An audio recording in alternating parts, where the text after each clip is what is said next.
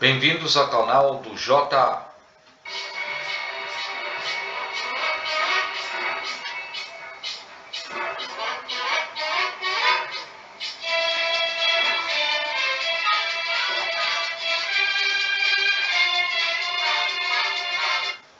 Bem, aqui a ideia é apresentar para vocês como que se calcula um volume de um líquido dentro de um tanque elíptico. Eu gostaria que você se inscrevesse no canal do meu canal no JA do século 21 e lá vocês vão encontrar dois vídeos que também representam a mesma coisa daquilo que eu estou falando agora. Então vamos direto e a gente vai usar o software do GeoGebra. E o que vocês precisam?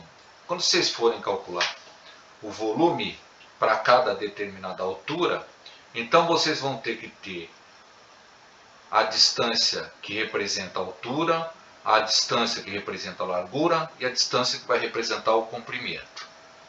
Associado a isso, então nós vamos criar três controles deslizantes, tá?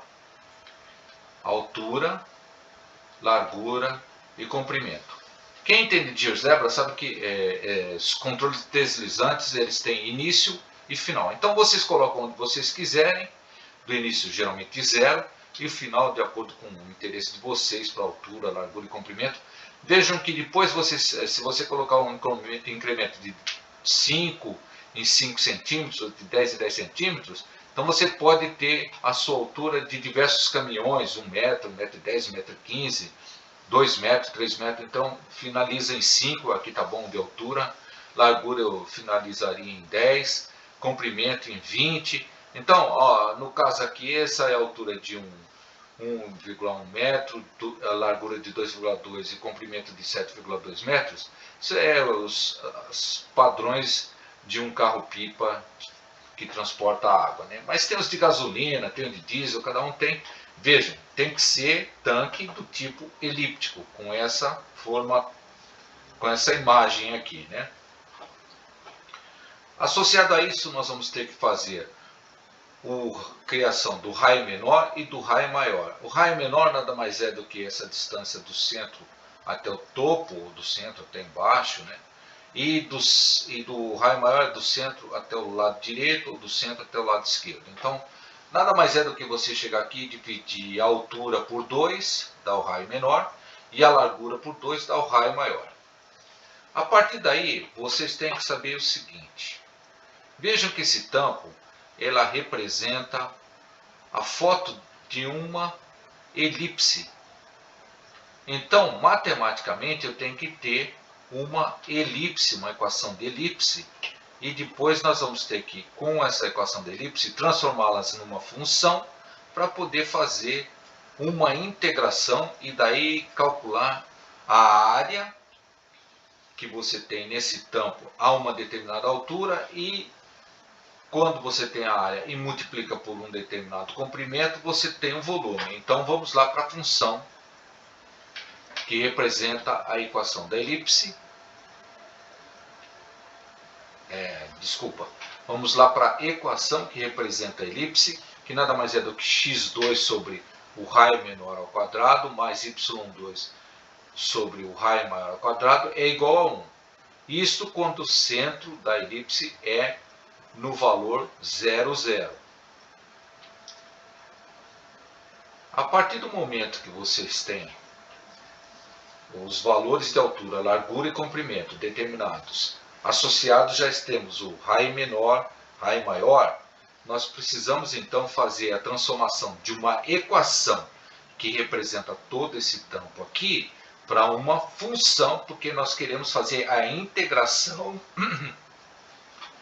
destas funções e determinadas por uma distância que vai variar do valor inicial até um valor final, eu vou ter a minha representação do nível da água e com isso eu represento como se fosse a área pela integração, multiplico pelo comprimento e tenho meu volume. Então a área nada mais é do que uma representação gráfica. Então, porque nós estamos fazendo uma representação matemática. Então aqui nós temos a função que vai representar a semi-elipse, a função imagem menos f de x, que vai representar a parte de baixo. Então aqui nós temos uma representação da elipse fiel a este tampo aqui que vocês estão vendo. E como nós construímos isso, como eu falei, você isola o y, aqui eu vou chamar de f de x, como se fosse igual a y. Então, isolando o y vai dar raio maior, raiz quadrada de 1 menos x elevado ao quadrado sobre R2. Vejam que eu coloquei um menos R, que é o raio menor, porque eu quero deslocar do 0, 0, que é o centro, para o raio menor ser o centro dessa elipse. Então, no final, eu acabo fazendo com que o início, a parte de baixo da elipse, para minhas contas, comece a partir do zero. Fica mais simples de entender e de ver. Então, a partir do momento que eu já tenho essas funções, eu faço um outro controle deslizante que me dá a altura do líquido. Aí a altura do líquido vai de zero e vai finalizar em altura, ou A. Então aqui o final não é 1,1, mas sim A. Se eu aumentar a altura do líquido, aliás, a altura desse tanque, vejam que ela vai ficar indexada à altura. Bom, então vamos voltar a 1.1, aqui, 1.1. Para finalizar o que eu estou querendo explicar, nós precisamos então ter duas coisas agora. Cálculo da integral, então vamos lá, integral entre, abre parênteses, f, função g, não precisa escrever g de x ou f de x, que vai variar de 0 até a altura do líquido. Então, essa altura do líquido está escrito como um controle deslizante AL. Então, nós vamos escrever AL. Aí eu dou um Enter. Então, eu tenho a minha integração. Vejam que não aparece nada da integração, porque está em zero a altura de líquido. Se eu começar a aumentar o líquido, por exemplo, para 20 centímetros, começa a aparecer a área que representa a altura de líquido neste desenho da elipse que representa o tampo do meu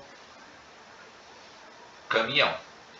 Eu tendo esta área que me representa o quanto subiu ou quanto molhou o tampo de um caminhão, eu multiplicando pelo comprimento, eu tenho volume. Então nós vamos aqui, colocamos volume final, que me interessa, é igual a integral entre FG 0 e A, você vê que está escrito B, multiplicado por quem? O comprimento, que é representado pela letra C. Então eu chego aqui e dou um Enter, e vejam que se eu tiver uma altura de 1,1, se eu tiver uma largura de 2,2 e um comprimento de 7,2, que é a elipse e o formato do tanque do caminhão, e eu pôr 40 centímetros de líquido dentro deste tanque, eu vou ter 4,5 metros cúbicos de líquido, ou seja, de água, de gasolina, seja lá o que for. Se eu aumentar para o máximo, que é 1,10 m, eu vou ter 13 metros cúbicos de líquido lá. Veja que aqui é a área, que me representa todo o tampo, multiplicado pelo comprimento, me dá o volume do que eu quero obter. Então, pessoal, completando aqui, esse é o site do GeoGebra, e a música que vocês ouviram no começo é do Trenzinho Caipira, do Villa Lobos, tocada pela New York Philharmonic. Obrigado, pessoal. Espero que tenham gostado.